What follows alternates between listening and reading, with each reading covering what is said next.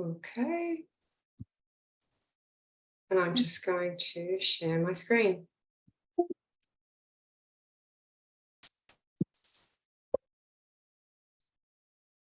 All right.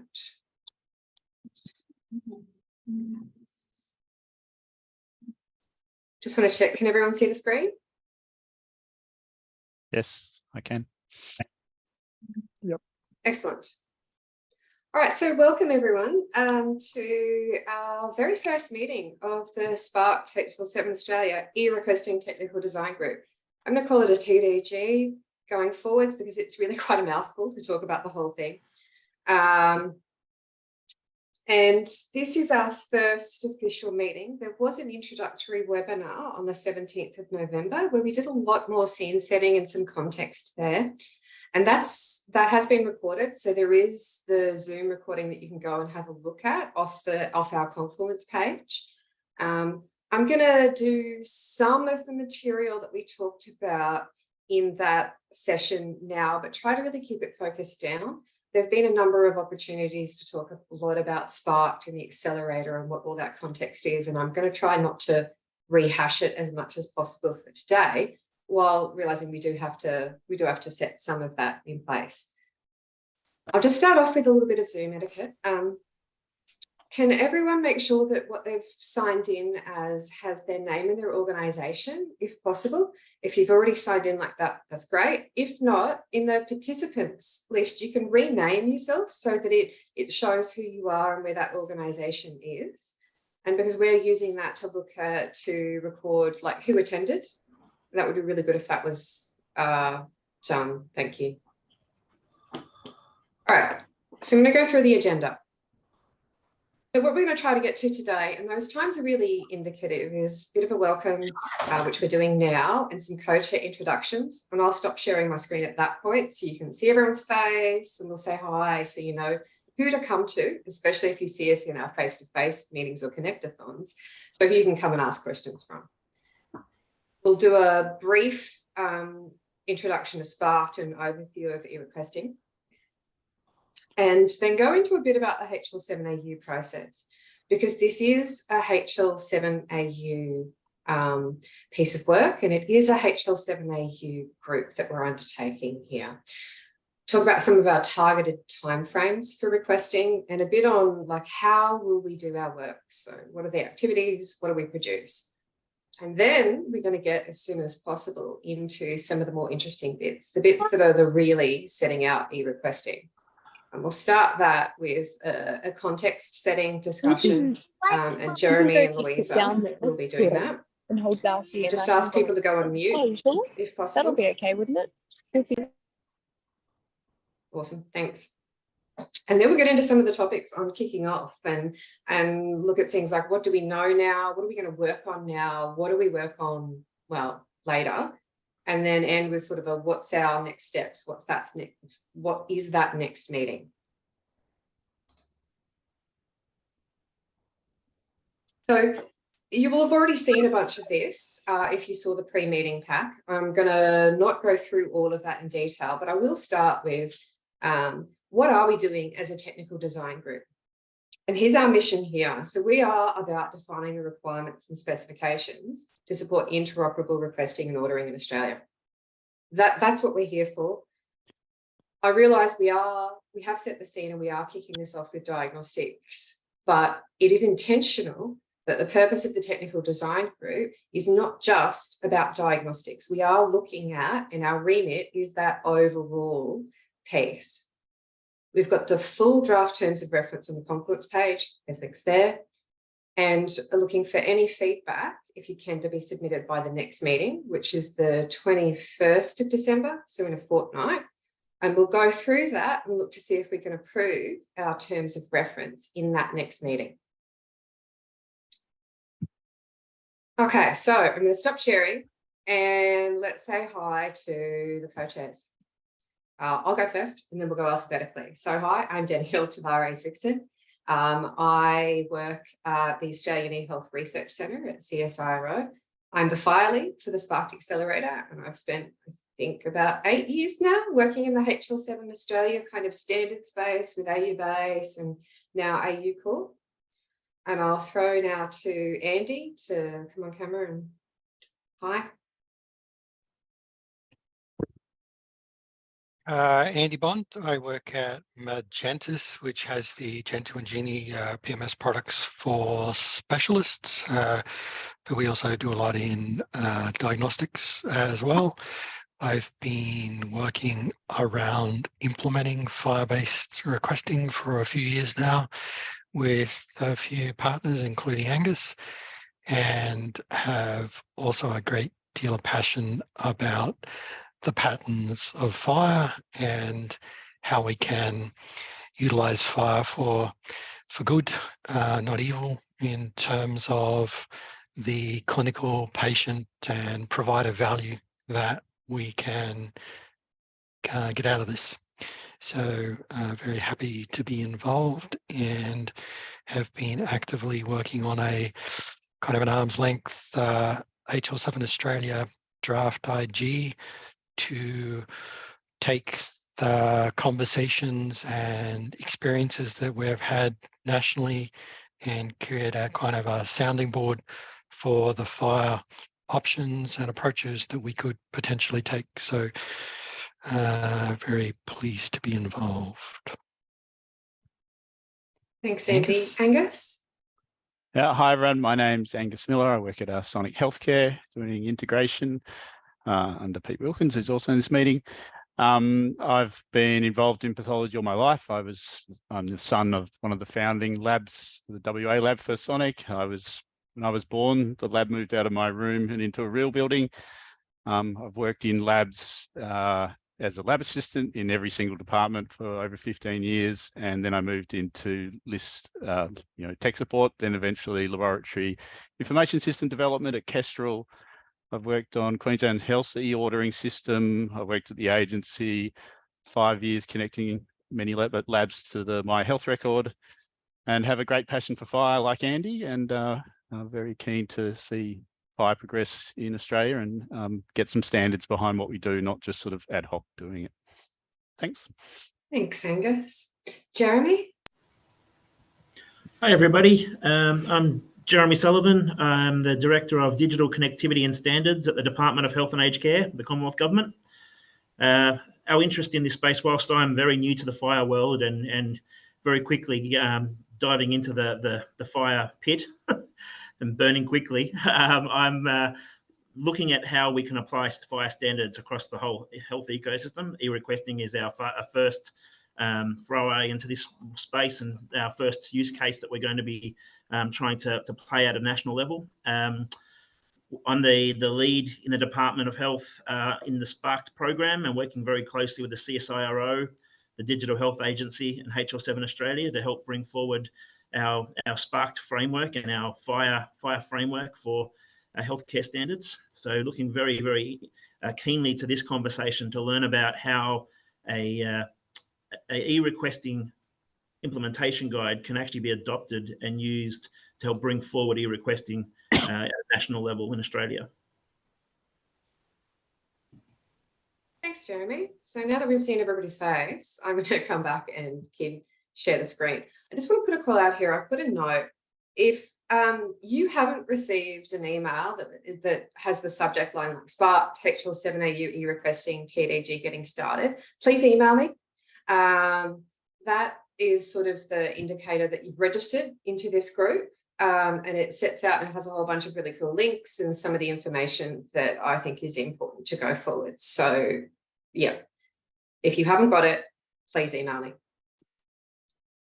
Okay, let's get into a bit of the introduction to Spark and overview of the eRequesting project. So I'm not going to spend a lot of time here. Spark itself is intended to be a community. It's a community. You're all part of it because you're all here. It's meant to be a community of government, technology vendors, provider organisations, peak bodies, practitioners, research organisations, domain experts, and we're all coming together to accelerate the creation and use of national fire standard.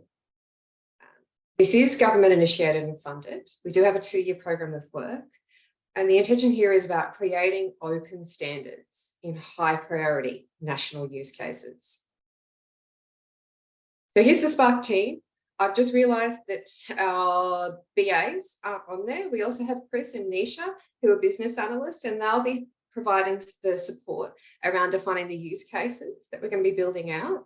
But I'll just quickly go across this set. So we've got Kate and Michael, who are leading strategically and tactically the Sparked program and looking at the community engagement.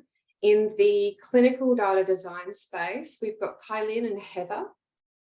On the fire team, we've got Arush, who's just joined us, myself, Dushka, Brett and Heath. In terminology space, we've got Matt and Michael, and Bernadette is trying to sort of herd us all as the fire cats to try to, get it all coming together. So these faces are there. If you spot any of us, come up, ask questions, and we'll make sure that we can sit down with you and talk through. I'm just going to talk briefly about the scope. So the 2-year program of work for Sparked has 2 projects in it. One is AU Call and one is AU eRequesting. For both of the projects, that has a number of pillars in our scope. So for AU eRequesting, in scope is AU eRequesting data set for interoperability. The fire implementation guide, which is our remit, we're all here to build out today, the AU eRequesting Fire AG. We are looking into support validation.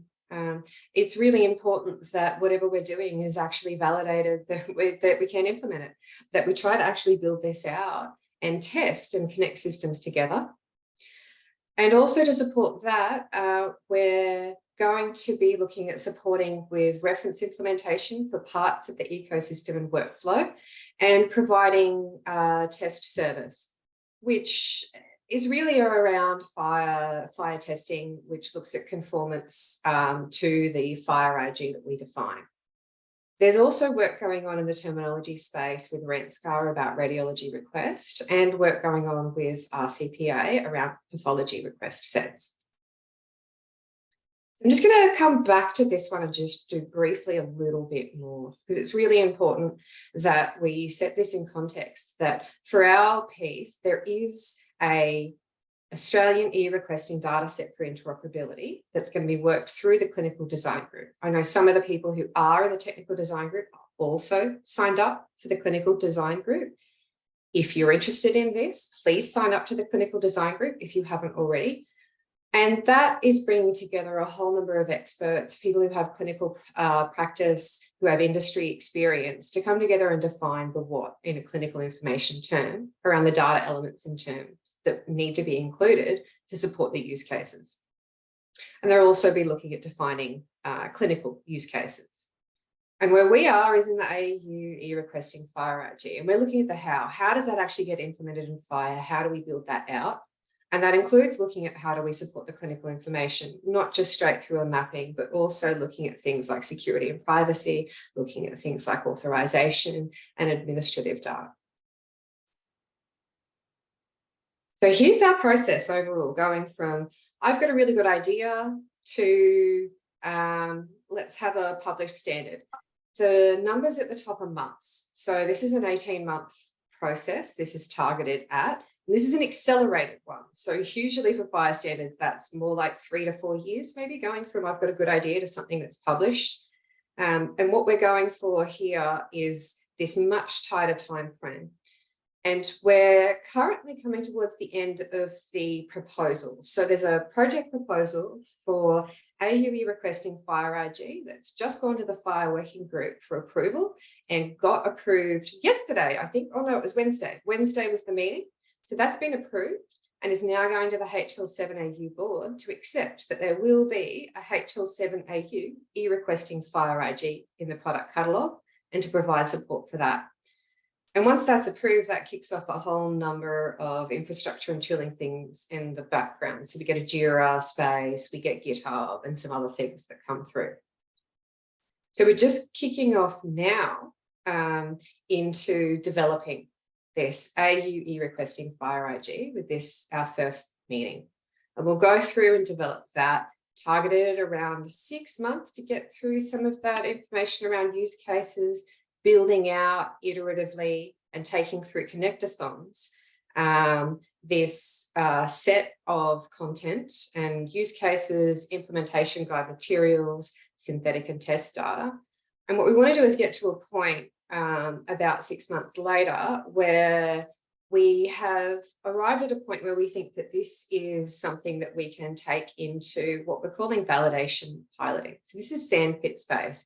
We want to focus a lot more onto refining now what we've built out and developed to really focus on connecting systems, to really focus on testing this out so that we can validate that where we're going with this and change what we need to so that it actually works, so that it's implementable, so that it addresses the use cases and requirements and it addresses the national data set for interoperability. And we've left about sort of 5 months to go into that more focused on the validation side of things.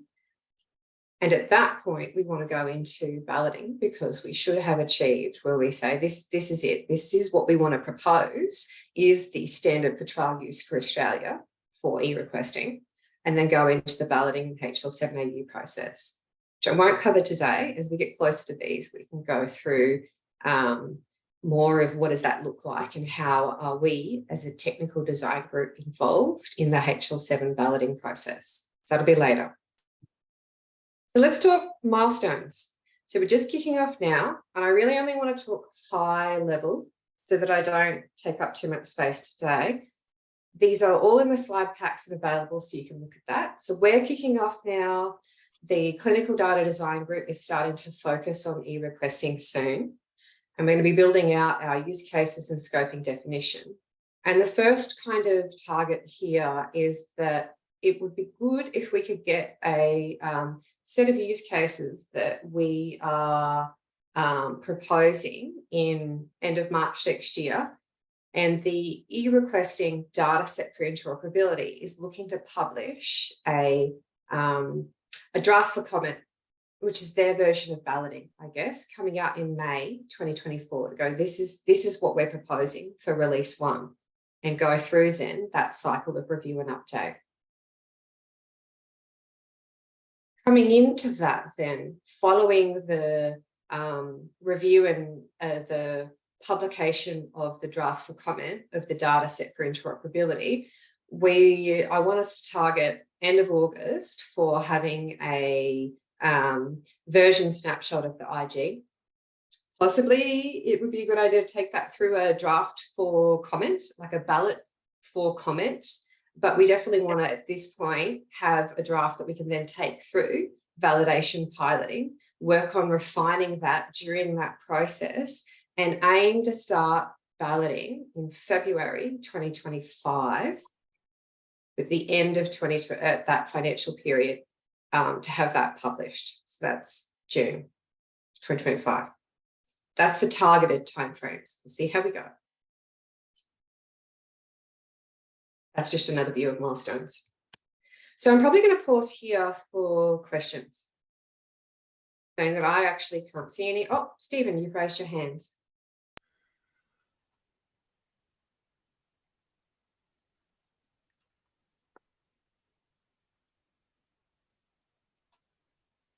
Oh, sorry, I'm trying to get the technology to work.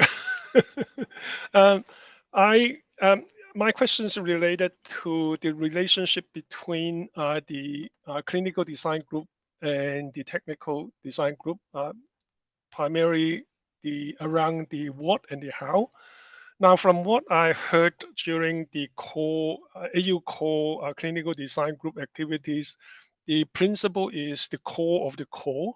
So therefore, a lot of the data, a lot of the data models that have been presented were almost back to bare bone. So I just am curious as to, given that the draft diagnostic request IG is already sort of quite comprehensive.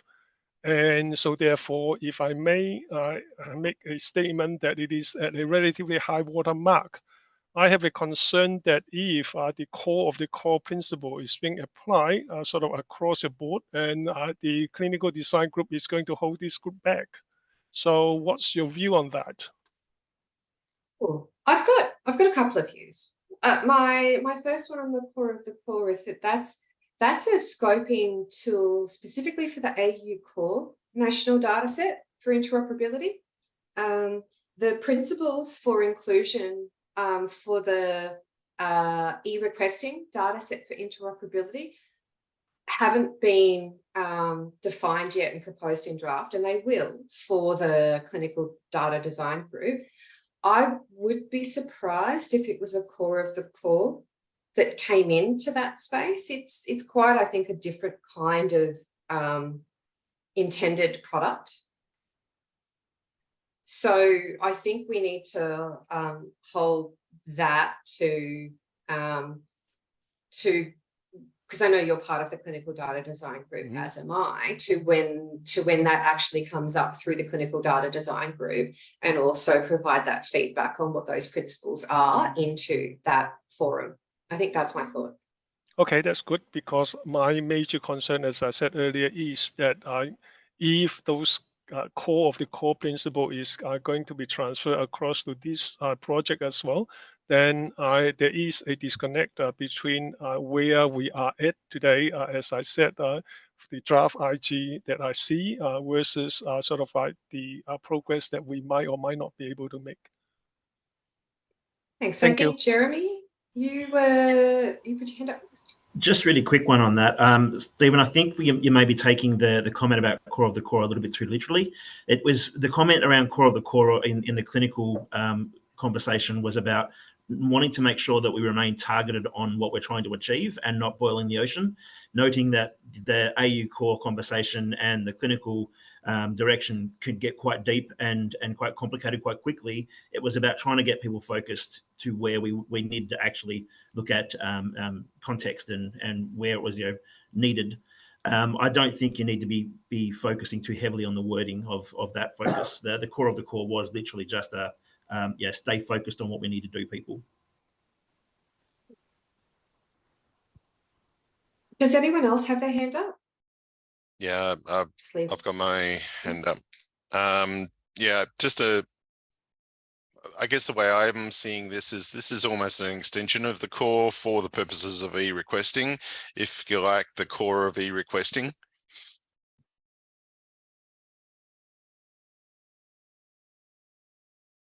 Any other comments?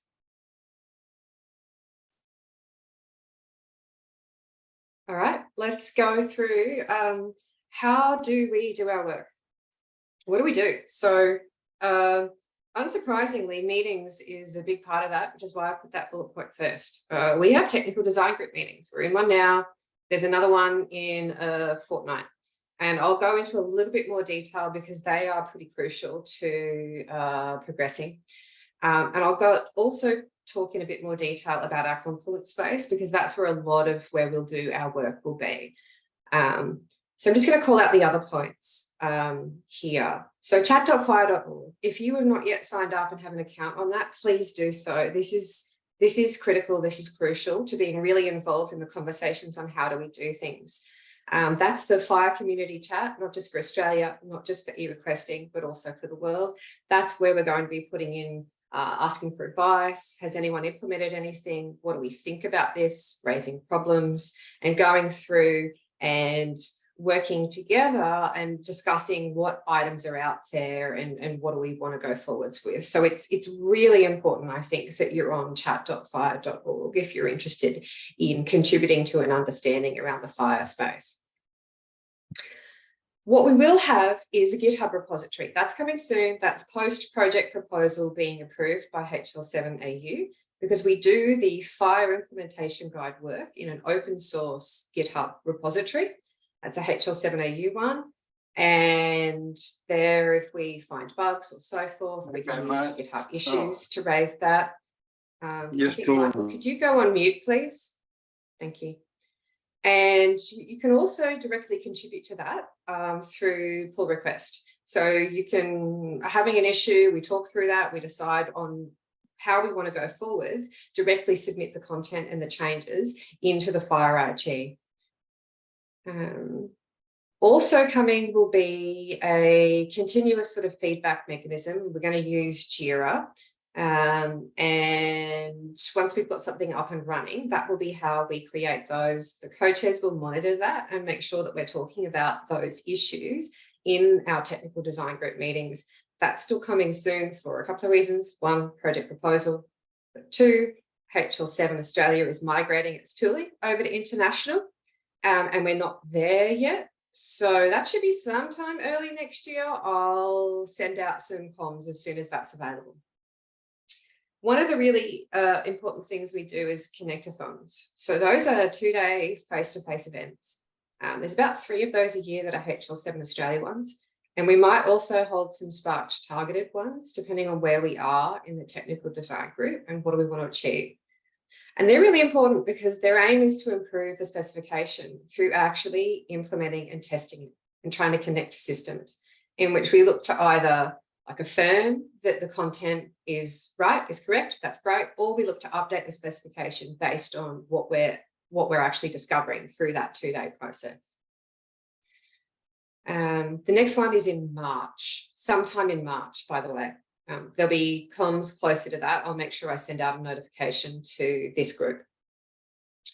Confluence is really important. We'll get to that in a sec. And eventually there's ballot tooling. I'm just going to skip past this now in interest in time. We're far away from balloting, so we'll talk about it then. So let's talk about our Confluence. If you've got the welcome email, you will have links to that. Our Confluence is basically where we do our business. So it does have our terms of reference. It's got all our meeting minutes and our agendas, which talks about what are the decisions we've made. It also captures where we do electronic votes, which is something that we'll get into. It has our documents. So the project proposal that I just talked about is also on the Confluence about what's gone there. What does it look like? It'll have all the recordings of all our meetings that we record and any information sessions or other events.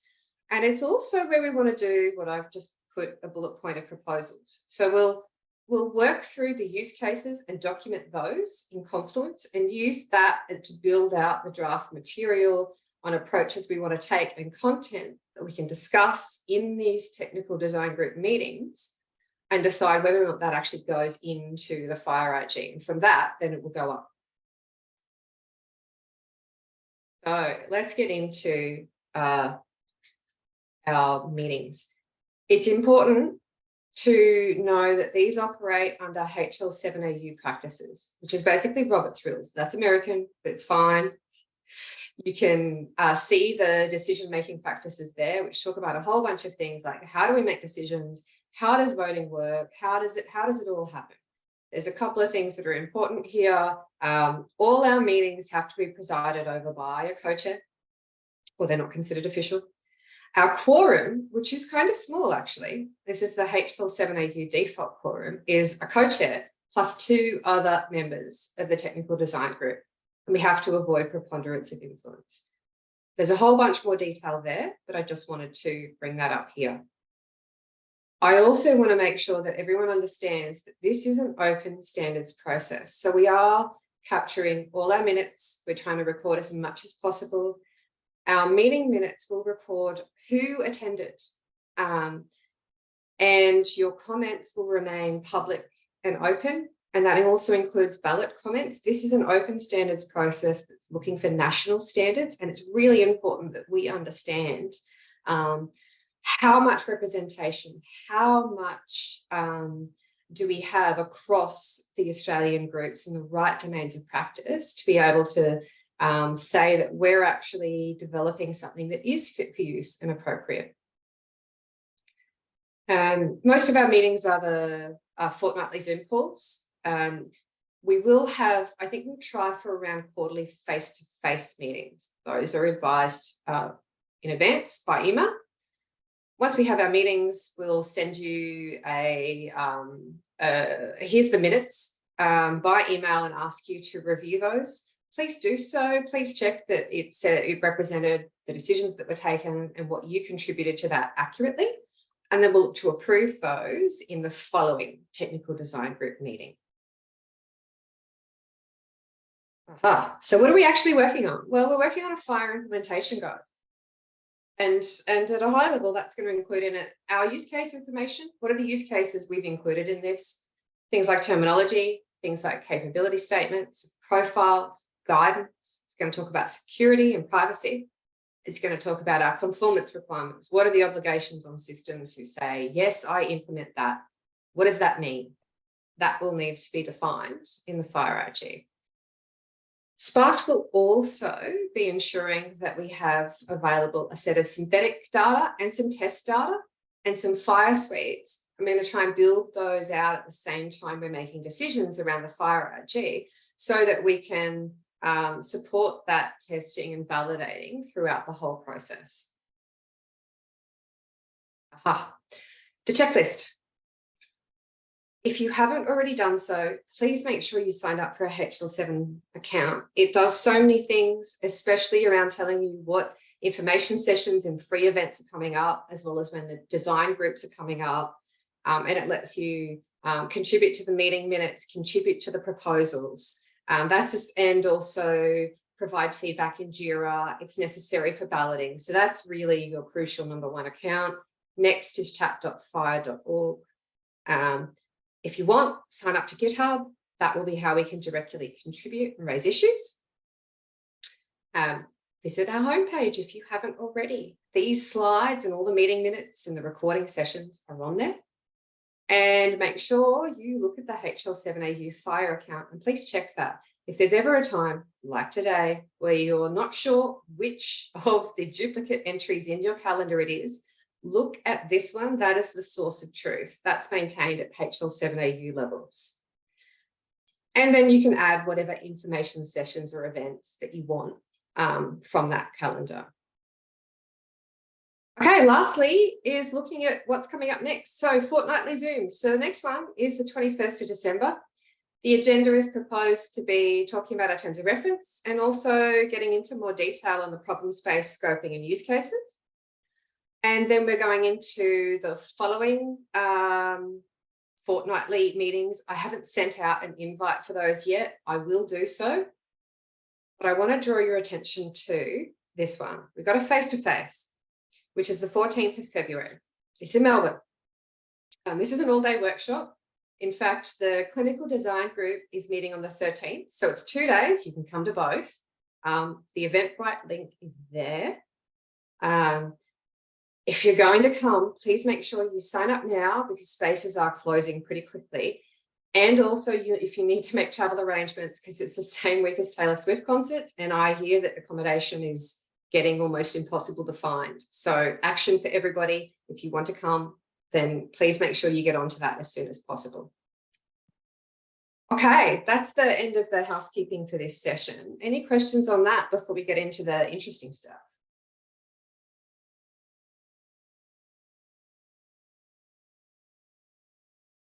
Is there something in the chat or hands raised? Yeah, hi, it's Russell from Primary Health Tas here. I just put in the chat, I set up my HL7 AU fire account, but can't seem to access the calendar, so I might just need to check in with you on that offline. Email me and we can email me what's going on and we can work through that. Thank you. All right. So at this point, I'm going to hand over to Jeremy and we're going to start talking about, well, again, the really interesting stuff. So, Jeremy. Hello, everybody. So I've been asked to give you a bit of background and a bit of a preamble on what the government's doing in this space and how we came to get this up and running. But most of you have actually heard this spiel 5 or 6 or 40 times already. So I'm not going to go into too much detail on this, on the backgrounding, other than to say, if you want more detail about what the government's been doing in this space and why we're here, please contact me. I'm absolutely happy to work with and provide more context to anyone that's interested in why we're here and what we're doing. What I do want to update you all on and what I want to talk about is what actually got committed at the last federal budget and what we're working through right now in the Department of Health, because I think it's really important context for where this piece of work needs to go. Firstly, we want to acknowledge that there's been a huge amount of work and a huge amount of thinking that's gone into what eRequesting could look like at a national level and at a local level. And we want to use that knowledge and that thinking and build on it, not start from scratch. So there's a big hats off to all the amazing thinkers that are in this conversation, actually, that have been doing this work already and have been sort of ploughing this pathway forward. And a massive thank you to all of you.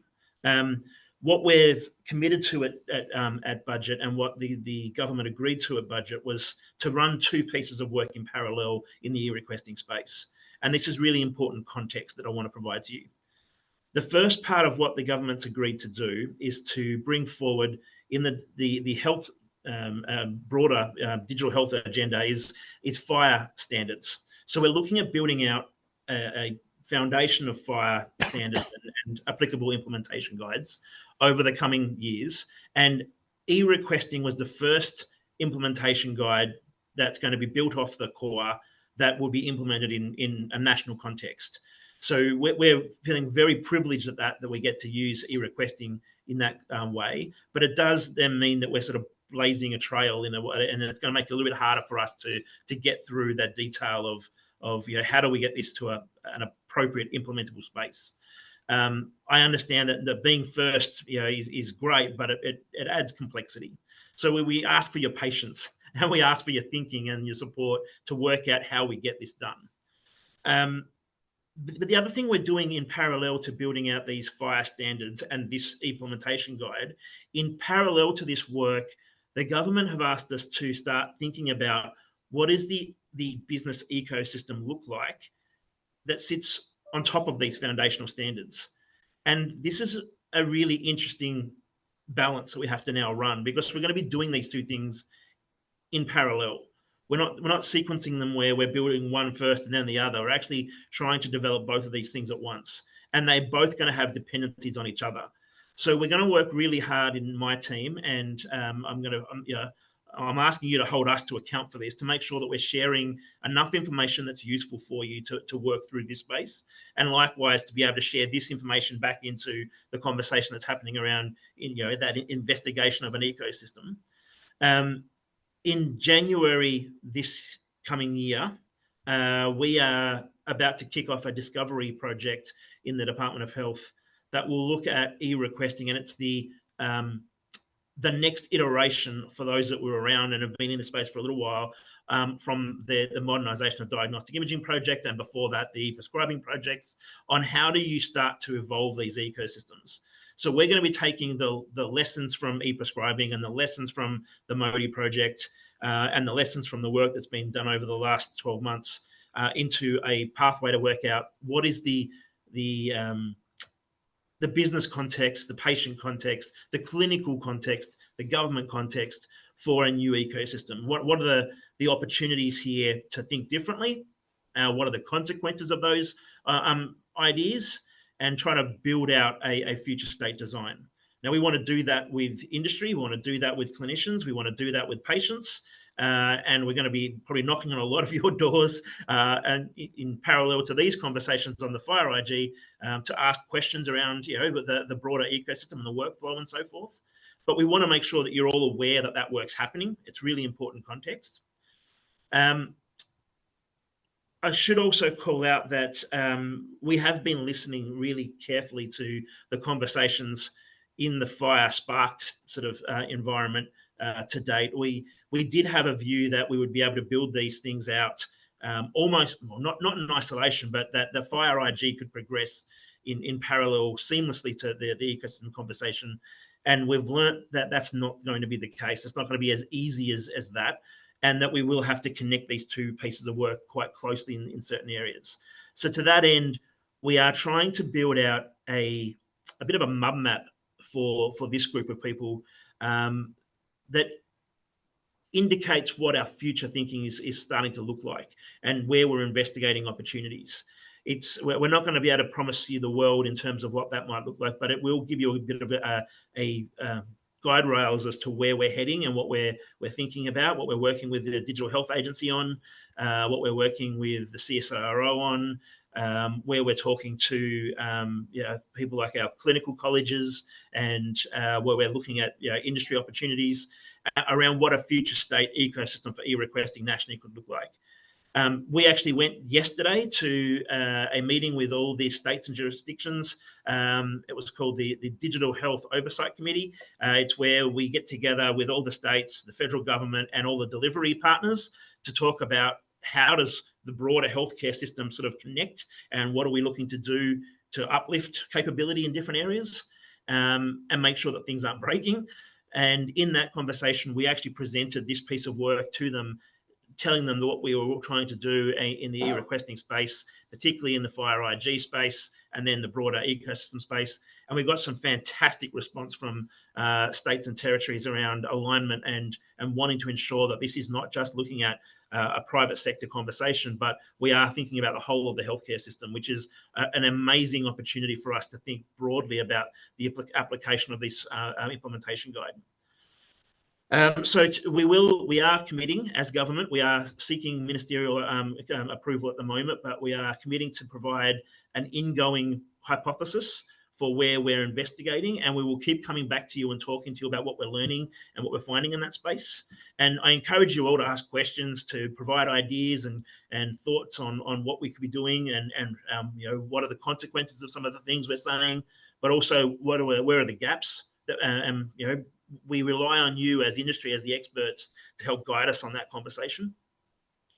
And as part of my role as the co-chair in this group, I'm going to be making sure that those two projects stay really closely aligned, and all the information coming out of this space gets shared with the right people in all of the areas working in that broader ecosystem space. And likewise, we can share back into this forum as we need to help guide the direction of where this needs to go. I do want to quickly hand over to one of my stream leads. Louisa Paletto is with us today, and I've actually got a lot of my team here. So you'll see a lot of the DOAC symbols coming on the Zoom call, whether it be Jai and Christy, who are running in and Lana running in the Sparked team, looking at the support of the Spark program more broadly, or whether it's Louisa, Cass, David, who's sitting next to me, who's one of our design gurus here. We're all really keen to learn from you. We're keen to make sure that we're listening to everything that gets brought up, and we're taking these insights back into broader conversation. But I might quickly just pass over to Louisa, because she wants to have a quick overview of what we're doing in the Discovery project specifically. Thank you, Jeremy. So as Jeremy was just saying, separate to collaborating with the Sparked program, our team here in Health is also forming a view about what a national e-requesting capability underpinned by FHIR can mean in the long term for Australia. So I just wanted to call out, we've been working in this space, or I guess we've been learning about this space for several years now, since e-prescribing. And now we're trying to use e-requesting as a way of bringing that together.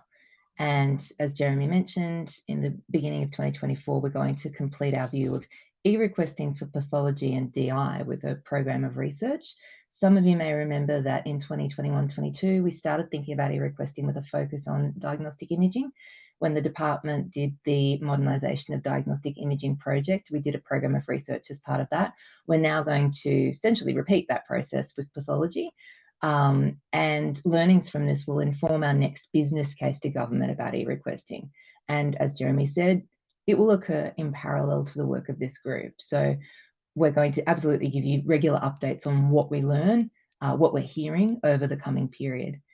Jeremy also mentioned principles for e-requesting. And for me, these very much centre around developing a patient-centred approach to requesting, developing an approach that is repeatable at a data level in the long term, so that we can enable e-requesting capability for pathology and DI, but then that also needs to be applicable and, as far as possible, reusable across other parts of the health system, like specialist referral, for example. And then the final principle I do want to talk about is efficiency. So over the last couple of years, we've heard from requesting clinicians and from provider companies alike who complain, for example, that much of the duplication that occurs is because the data just isn't available where it needs to be at the time, or to the person who needs to see it at the time. It's not a patient-centered system currently. We've heard complaints about consent arrangements, that they're too complicated or they're too vague, they don't marry up across states and territories.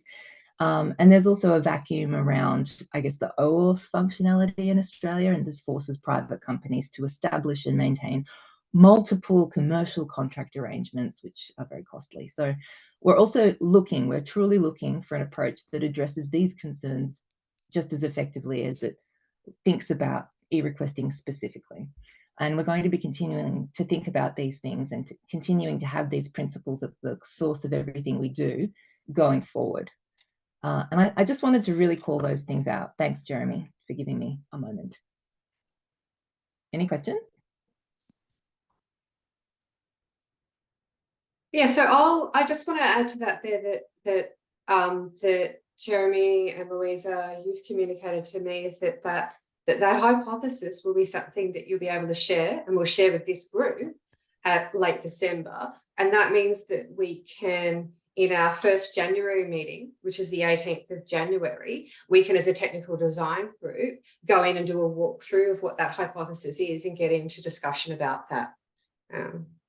Yeah, that's right, Danielle. I mean, the idea of sharing early thinking is not something that the department and government tend to do very often, and it's quite uncomfortable for some of our senior executive and ministerial officers. But we are pushing them very, very hard to say that if you want this done well, we need to be transparent and share quickly and often. So we're aiming for before Christmas to have this out to everybody. I asked for some patience and flexibility with us as we work through this, because, as I said, for most of you who have worked with government, you know that this is going to be making a lot of people squirm about the idea of even a high-level hypothesis being put out before Cabinet have given it the seal of approval, which I might add won't be happening anytime in the next 12 months. So what we put out will be absolutely draft. It will be just an indication of where we're investigating and what we're building out. It will be more than likely an A3 MUN map type hypothesis with perhaps some context around it. But Dave and myself and Louisa and the team will be working through how we can convey something that makes sense, that gives some direction and is usable by you. And we're very happy to take questions off the back of that too. So once that comes out, if you'd like to know more about specific areas, have got ideas, please feel free to provide that feedback, because again, it's all good information to take into our next discovery work and in the design of any future thinking. And I should also just caveat this by saying, whilst we're working in this environment and we're giving people in this environment a chance to share, there's going to be many, many, many other conversations outside of this environment happening around that. We're going to be working very closely with our college partners. We're going to be working very closely with our industry partners. We're going to be talking to consumers and so forth. So there's going to be lots of people feeding into thinking going forward. Okay. I'll pause here, I think, and open that up to any questions about this before we move on, noting that we do only have, I think, about 9 minutes left in this session.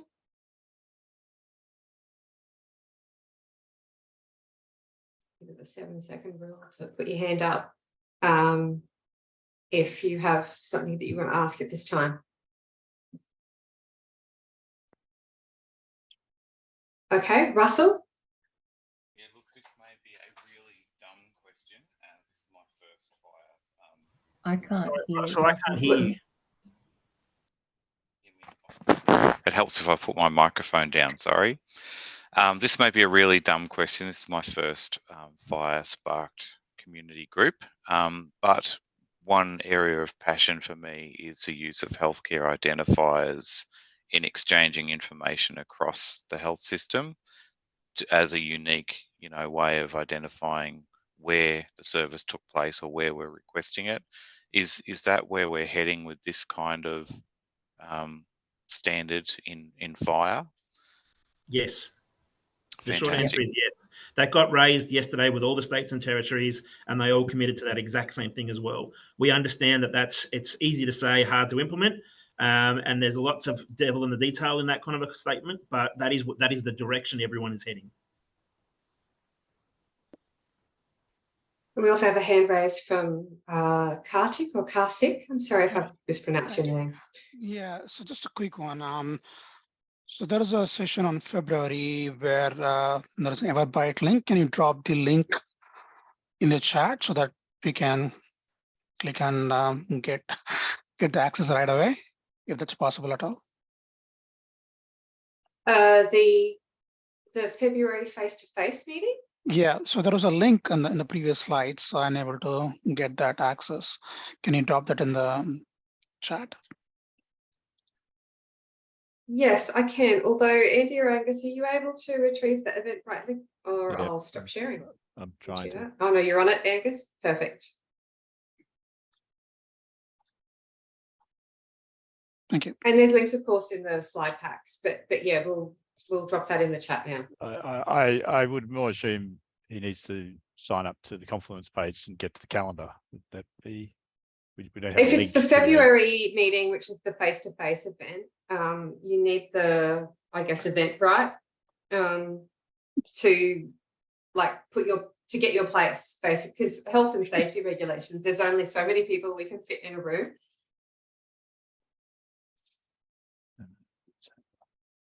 Yeah, the Taylor Swift thing. Yeah, the Taylor Swift slide. This one. Thank you. Awesome. Okay, so we're coming down to 5 minutes left. So we're gonna quick go. Well, I mean, we did want to get started, and I think a lot of this we'd already put onto the agenda for the next meeting. So the next one is our Zoom meeting on the 21st of December. And I think we should record that one as well, given the topics we're going to be talking about. And clearly the 18th of January one, which is going to be going through that hypothesis from the government. We do want to have that and make sure it's available for people who can't attend that meeting. So what I've kind of put up here around eRequesting is, I think, some of that thought work that we want to do to get started, like setting up the context for eRequesting, which we've had some of that piece now, thanks to Jeremy and Louisa, and talking and setting out that problem space of requesting, and which, coming into scoping, it's a pretty big problem space, and we need to look at that and be informed also by the ecosystem the government's coming out as to what bits are we trying to bring into scope for the AU eRequesting FHIR implementation guide, understanding that what we're working towards is a release 1. There is expected to be yearly cycles of this, things that we'll meet at the end of that year and have an agreement on what are we looking to do into that next year for the roadmap that we work on for year 2 and release 2. But there's only so much we can do in a year, and we need to bring that together and work on it. And focus, I think, a lot on architectural considerations and use cases, and drawing those use cases out from government side and from technology vendor, and understanding the clinical use cases coming into here about what are we going to be working towards. So I put up some scoping questions around having a conversation and also opening that up to the technical design group to talk about what do we know now? What do we want to work on now? What do we want to work on tomorrow, and how do we want to do it? That being said, we've got about 4 minutes left. So I feel like this needs to actually hold over to the next meeting. Jeremy, you've got your hand up. Yeah, just really quickly, and what we can say now in terms of setting some context and getting ready for the next conversation, we can go into a bit more depth on this, is, as Andy rightly keeps reminding me in every conversation we have together, we're not just looking at replicating a paper process, and that's a really important context piece here. We have an opportunity to think differently about what could be a future state, and I really think it's important to have good representation from people like Rob in the RACGP and so forth, bringing in that clinical perspective of how can we better support clinicians? How do we better think about a better future state? How do we better think about, how do we better support consumers? So when we're talking about the context of what we're working through, I want people to bring to these conversations opportunities and thinking of a better future, a better workflow, and be free to actually have that discussion. We talk about scope. The scope's not refined and defined by the manual process.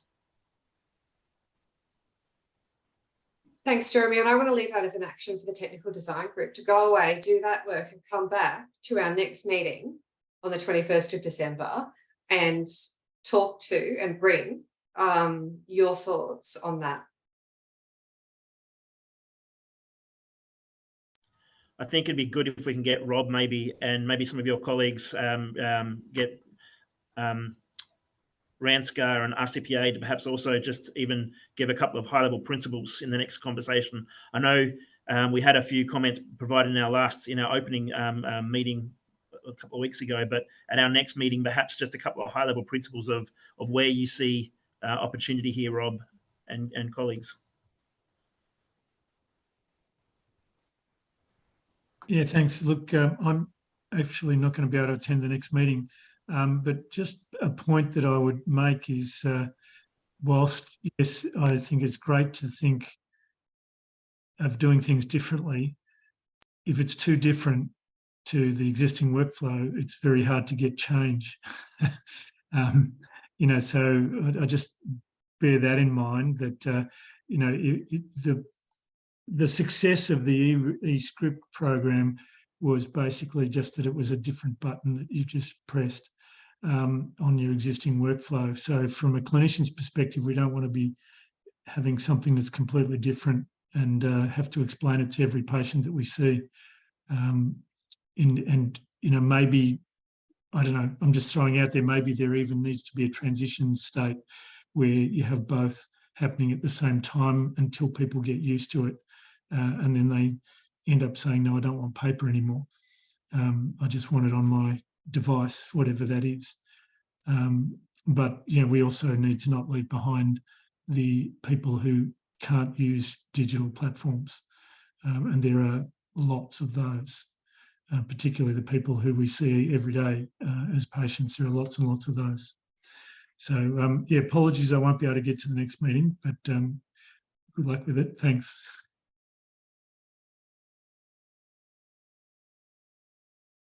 Right, we're coming to the end of this meeting. I just wanted to ask if anyone has any further comments or things they want to raise at this time.